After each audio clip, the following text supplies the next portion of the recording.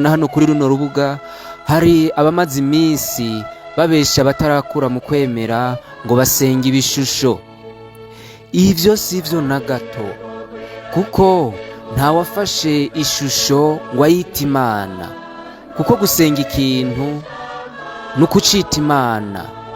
Namba ndi imbere y'ishusho ya Yezu, iyo shusho ico imfasha ni ukurangamira nyeneyo.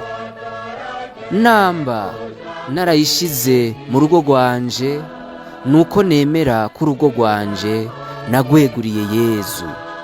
Ni ikimenyetso cerekana yuko ndi uwiwe. None muratahura impamvu muri biro zitandukanye za leta haba hariyo ishusho y'umukuru w'igihugu, canke mu mabiro atandukanye ya leta ugasanga nyene hariyo iyo shusho y'umukuru w'igihugu. Bisigura ko muri iyo biro canke muri ivyo biro nyene ni nk'uko uwo mukuru w'igihugu nawe aba hibereye, c'est-à-dire uhakorera aba ari mu kibanza ciwe, Idarapo ry'u Burundi urisanze mu kindi gihugu umenya ko muri ico gihugu hariho uwuserukira Uburundi.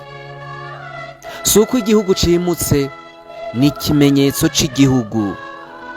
Amafaranga uyaravye uramenya igihugu avamwo.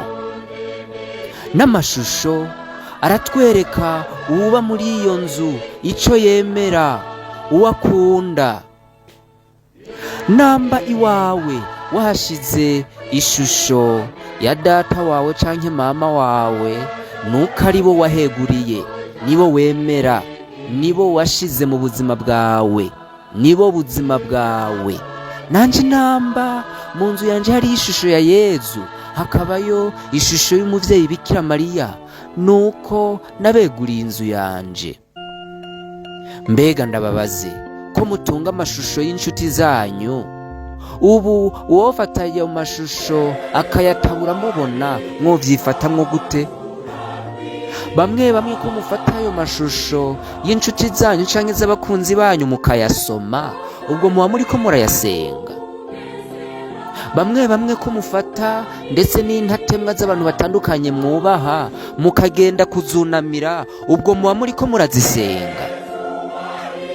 Namba uvuga ko Eklezia isenga amashusho kubera bayamanika mw'isengero, ubwo rero nawe ayo utunze, ayo wamanitse urayasenga, ariko Eklezia yo ntiyasenga.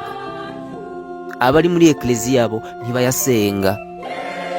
Mbega dutahure rero, kuki bavuga ko dusenga ibishusho? Vyoba biva kuki? Kubera ko abantu babivuga cane? Ninde yigishije ico kintu, canke ninde yinyegeje inyuma yaba babivuga? Nta wundi atari Shetani.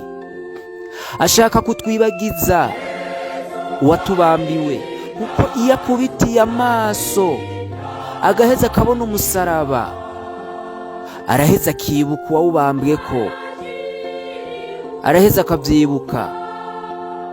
Akeneye kutwibagiza ububabare bwa Yezu, akeneye kutwibagiza ububabare bwa Bikira Mariya.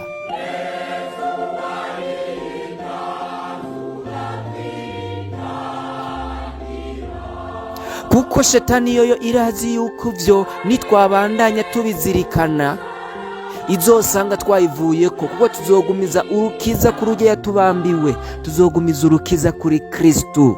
Ariko irazi ko nitutabizirikana, emwe hazogera naho tuvyobegwa tuvyibagire. Birayibabaza rero.